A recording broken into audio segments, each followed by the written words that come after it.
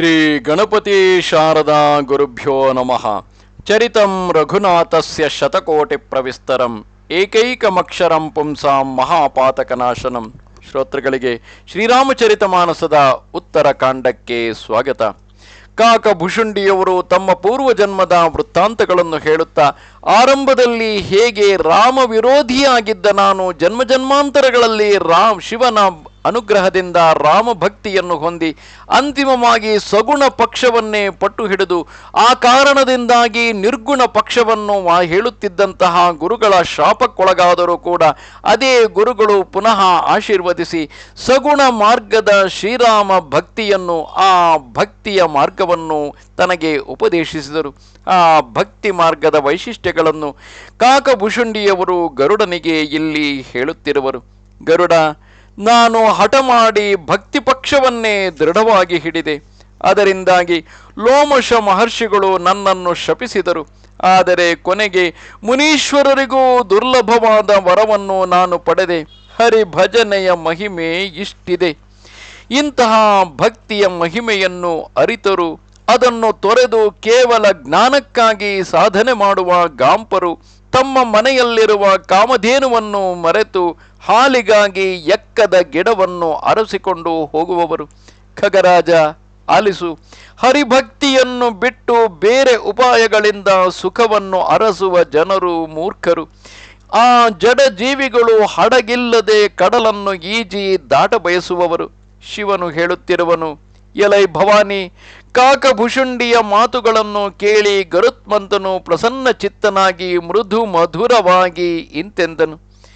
ಒಡೆಯ, ನಿಮ್ಮ ಕೃಪೆಯಿಂದ ನನ್ನ ಹೃದಯದಲ್ಲಿ ಈಗ ಸಂಶಯ, ಶೋಕ, ಮೋಹ, ಭ್ರಮೆ ಯಾವುದೂ ಉಳಿಯಲಿಲ್ಲ. ತಮ್ಮ ದಯೆಯಿಂದ ಶ್ರೀರಾಮನ ಪುನೀತ ಗುಣ ಸಮೂಹವನ್ನು ಕೇಳಿ ನಾನು ಶಾಂತಿಯನ್ನು ಹೊಂದಿದೆನು. ಪ್ರಭು, ಈಗ ನಾನು ನಿಮ್ಮಲ್ಲಿ ಮತ್ತೊಂದು ಪ್ರಶ್ನೆಯನ್ನು ಕೇಳುತ್ತೇನೆ.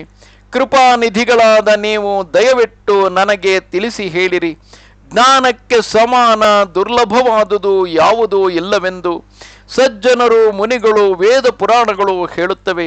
ಸ್ವಾಮಿ, ಅದೇ ಜ್ಞಾನವನ್ನು ನಿಮಗೆ ಮುನೀಶ್ವರರು ಉಪದೇಶಿಸಿದ್ದರು. ಆದರೆ ನೀವು ಭಕ್ತಿ ಮಾರ್ಗದಂತೆ ಅದನ್ನು ಆಧರಿಸಲಿಲ್ಲ. ಓ ಕೃಪಾನಿಧಾನ ಪ್ರಭುವೇ, ಜ್ಞಾನಕ್ಕೂ ಭಕ್ತಿಗೂ ಏನು ಅಂತರವಿದೆ? ಇದೆಲ್ಲವನ್ನು ನನಗೆ ದಯಮಾಡಿ ತಿಳಿಸಿರಿ. ಗರುಡನ ಮಾತನ್ನು ಕೇಳಿ ಜ್ಞಾನಿಯಾದ ಕಾಕಭುಷುಂಡಿಯವರು ಸಂತಸಗೊಂಡು ಆದರದಿಂದ ಹೇಳತೊಡಗಿದರು. ಭಕ್ತಿಗೂ ಜ್ಞಾನಕ್ಕೂ ಯಾವ ಅಂತರವೂ ಇಲ್ಲ. ಇವೆರಡು ಸಾಂಸಾರಿಕ ದುಃಖಗಳನ್ನು ಕಳೆಯುತ್ತವೆ. ಆದರೆ ಮುನೀಶ್ವರರು ಇವೆರಡರ ನಡುವೆ ಸ್ವಲ್ಪ ಭೇದವಿದೆ ಎಂದು ಹೇಳುತ್ತಾರೆ. ಪಕ್ಷಿಶ್ರೇಷ್ಠ ಹರಿವಾಹನ, ಅದನ್ನು ಸಾವಧಾನ ಚಿತ್ತರಾಗಿ ಕೇಳಿರಿ. ಜ್ಞಾನ, ವೈರಾಗ್ಯ, ಯೋಗ, ವಿಜ್ಞಾನ ಇವೆಲ್ಲವೂ ಪುರುಷ ವರ್ಗಕ್ಕೆ ಸೇರಿದವು. ಗಂಡಸಿನ ಪ್ರತಾಪ ಪ್ರಬಲವಾಗಿರುತ್ತದೆ. ಮಾಯೆ ಸ್ತ್ರೀ ವರ್ಗಕ್ಕೆ ಸೇರಿದವಳು. ಆಕೆಯು ಸ್ವಭಾವತಃ ಅಬಲೆ, ಜನ್ಮತಃ ಜಡಳು, ಏಕೆಂದರೆ ಆಕೆ ಪ್ರಕೃತಿ ಸ್ವರೂಪಿಣಿಯು.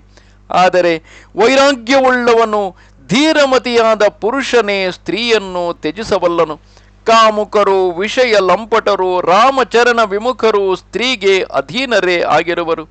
ಜ್ಞಾನದ ಭಂಡಾರರಾದ ಮುನಿಗಳು ಕೂಡ ಮೃಗನಯನೆಯೂ ಚಂದ್ರಮುಖಿಯೂ ಆದ ಯುವತಿ ಸ್ತ್ರೀಯನ್ನು ನೋಡಿ ಅವಳ ಅಧೀನರಾಗುವರು.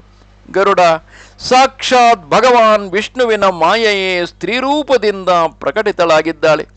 ಇಲ್ಲಿ ನಾನು ಯಾವ ಪಕ್ಷಪಾತವನ್ನು ಮಾಡುವುದಿಲ್ಲ. ವೇದ ಪುರಾಣ ಸಂತರು ಹೇಳಿದ ಪ್ರಾಮಾಣಿಕ ಸಿದ್ಧಾಂತವನ್ನೇ ಹೇಳುತ್ತಿದ್ದೇನೆ. ಗರುಡನೇ, ಓರ್ವ ಸ್ತ್ರೀಯು ಮತ್ತೊಂದು ಸ್ತ್ರೀಯನ್ನು ನೋಡಿ ಮೋಹಗೊಳ್ಳುವುದಿಲ್ಲ. ಇದು ವಿಲಕ್ಷಣವಾದ ರೀತಿಯಾಗಿದೆ. ಮಾಯೆ ಮತ್ತು ಭಕ್ತಿ ಇವೆರಡೂ ಸ್ತ್ರೀ ವರ್ಗಕ್ಕೆ ಸೇರಿದವು ಎಂಬುದು ಪ್ರಸಿದ್ಧವು. ಮತ್ತೆ ರಘುವೀರನಿಗೂ ಭಕ್ತಿಯೇ ಪ್ರಿಯವು. ಮಾಯೆ ಕೇವಲ ನರ್ತಕಿ ಮಾತ್ರ. ರಘುನಾಥನು ಭಕ್ತಿಗೆ ವಿಶೇಷವಾಗಿ ಅನುಕೂಲವಾಗಿರುತ್ತಾನೆ. ಆದ್ದರಿಂದ ಮಾಯೆ ಆ ರಘುನಾಥನಿಗೆ ಅಂಜುತ್ತದೆ. ನಿರುಪಮವೂ ನಿರುಪಾಧಿಕವೂ ಆದ ರಾಮ ಭಕ್ತಿಯನ್ನು ಹೃದಯದಲ್ಲಿ ಧರಿಸಿರುವವನನ್ನು ಕಂಡು ಮಾಯೆ ಹೆದರುತ್ತದೆ. ಅವನ ಮೇಲೆ ಮಾಯೆ ತನ್ನ ಪ್ರಭಾವವನ್ನು ಬೀರುವುದಿಲ್ಲ. ಹೀಗೆ ಯೋಚಿಸಿಯೇ ವಿಜ್ಞಾನಿಗಳಾದ ಅಂದರೆ ತತ್ವಜ್ಞಾನಿಗಳಾದ ಮುನಿಗಳು ಸಮಸ್ತ ಸುಖಗಳಿಗೆ ಆಗರವಾದಂತಹ ಭಕ್ತಿಯನ್ನೇ ಯಾಚಿಸುತ್ತಾರೆ. ಏಕೆಂದರೆ ಭಕ್ತಿಯು ಸ್ತ್ರೀ ವರ್ಗಕ್ಕೆ ಸೇರಿದ್ದು, ಜ್ಞಾನ, ವೈರಾಗ್ಯ, ಯೋಗ, ತತ್ವಜ್ಞಾನ ಇವೆಲ್ಲವೂ ಪುರುಷ ವರ್ಗಕ್ಕೆ ಸೇರಿದವು. ಪುರುಷನು ಅದೆಷ್ಟೇ ಪ್ರಬಲನಾಗಿದ್ದರೂ ಸ್ತ್ರೀಗೆ ಶರಣಾಗಿ ಬಿಡುತ್ತಾನೆ. ಆದರೆ ಭಕ್ತಿಯು ಸ್ತ್ರೀ ವರ್ಗಕ್ಕೆ ಸೇರಿದುದಾದುದರಿಂದ ಭಕ್ತಿಯ ಮೂಲಕ, ಶ್ರೀರಾಮನ ಕೃಪೆಯ ಮೂಲಕ ಮಾಯೆಯನ್ನು ಗೆಲ್ಲುವುದು ಸುಲಭ. ಶ್ರೀರಾಮ ಭಕ್ತಿ ರಹಸ್ಯವನ್ನು ಯಾರೂ ಬೇಗನೆ ಅರ್ಥೈಸಲಾರರು. ಶ್ರೀ ರಘುನಾಥನ ಕೃಪೆಯಿಂದ ಈ ರಹಸ್ಯವನ್ನು ಅರಿಯುವವನಿಗೆ ಸ್ವಪ್ನದಲ್ಲಿಯೂ ಮೋಹವು ತಗುಲದು. ಧೀರಮತಿ ಗರುಡ, ಜ್ಞಾನಕ್ಕೂ ಭಕ್ತಿಗೂ ಇರುವ ಭೇದವನ್ನು ಇನ್ನೂ ಕೇಳು. ಅದನ್ನು ಕೇಳುವುದರಿಂದ ಶ್ರೀರಾಮನ ಚರಣಗಳಲ್ಲಿ ಸದಾಕಾಲ ಅವಿಚ್ಛಿನ್ನ ಅಖಂಡವಾದ ಪ್ರೀತಿ ಉಂಟಾಗುತ್ತದೆ. ಅಯ್ಯ, ಈ ಅಕಥನೀಯ ಕಥೆಯನ್ನು ಕೇಳು. ಇದು ಅನುಭವೈಕ ವೇದ್ಯವೇ ಹೊರತು ವರ್ಣಿಸಲು ಬರುವುದಿಲ್ಲ. ಜೀವಿಯು ಈಶ್ವರನ ಅಂಶನೇ ಆಗಿದ್ದಾನೆ. ಆದ್ದರಿಂದ ಅವನು ಅವಿನಾಶಿ ಚೇತನನು, ನಿರ್ಮಲನು, ಸ್ವಭಾವತಃ ಸುಖರಾಶಿಯು. ಸ್ವಾಮಿ, ಅಂತಹ ಜೀವನು ಮಾಯಾವಶನಾಗಿ ಗಿಳಿಯಂತೆ, ಕೋತಿಯಂತೆ ತನ್ನನ್ನು ತಾನೇ ಬಂಧನದಲ್ಲಿ ಸಿಕ್ಕಿಸಿಕೊಂಡಿರುವನು. ಈ ಪ್ರಕಾರ ಜಡಕ್ಕೂ ಚೇತನಕ್ಕೂ ಗಂಟು ಬಿತ್ತು. ಈ ಗಂಟು ಮಿಥ್ಯೆಯಾಗಿದ್ದರೂ ಅದರಿಂದ ಬಿಡುಗಡೆ ಹೊಂದುವುದು ಹೆಚ್ಚಿನ ಕಷ್ಟವೇ. ಈ ತೊಡಕಿನಿಂದ ಜೀವಿಯು ಸಂಸಾರಿಯಾದನು, ಜನನ ಮರಣ ಚಕ್ರದಲ್ಲಿ ಬಿದ್ದನು. ಆ ಗಂಟು ಬಿಚ್ಚಿ ಹೋಗುವುದಿಲ್ಲ, ಅವನಿಗೆ ಸುಖವೂ ದೊರೆಯುವುದಿಲ್ಲ. ಈ ವಿಷಯದಲ್ಲಿ ವೇದ ಪುರಾಣಗಳು ಅನೇಕ ಉಪಾಯಗಳನ್ನು ಸೂಚಿಸಿವೆ. ಆದರೆ ಆ ಗಂಟು ಬಿಚ್ಚಿಕೊಳ್ಳಲಲ್ಲದು. ಬದಲಾಗಿ ಅದು ಇನ್ನೂ ಗೋಜಲಾಗುತ್ತಲೇ ಹೋಗುತ್ತದೆ. ಜೀವಿಯ ಹೃದಯದಲ್ಲಿ ಅಜ್ಞಾನರೂಪಿ ಅಂಧಕಾರವು ದಟ್ಟವಾಗಿ ಆವರಿಸಿದೆ. ಇದರಿಂದಾಗಿ ಗಂಟು ಕಣ್ಣಿಗೆ ಬೀಳುತ್ತಿಲ್ಲ. ಹೀಗಿರುವಾಗ ಬಿಡುಗಡೆ ಹೇಗೆ ಸಾಧ್ಯ? ಮುಂದೆ ಹೇಳಲ್ಪಡುವ ರೀತಿಯಿಂದ ಈಶ್ವರಾನುಗ್ರಹದಿಂದ ಪರಿಸ್ಥಿತಿಯು ಅನುಕೂಲವಾದರೆ ಆ ಗಂಟು ಎಂದೋ ಒಂದು ದಿನ ಬಿಚ್ಚಿ ಹೋದೀತು.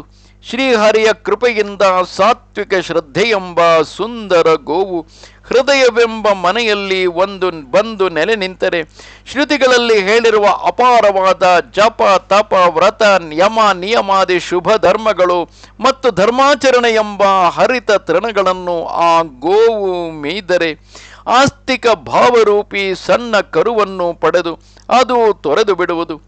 ನಿವೃತ್ತಿ ಮಾರ್ಗ ಅಂದರೆ ಸಾಂಸಾರಿಕ ವಿಷಯಗಳಿಂದ ಮತ್ತು ಪ್ರಪಂಚದಿಂದ ದೂರಾಗುವುದು.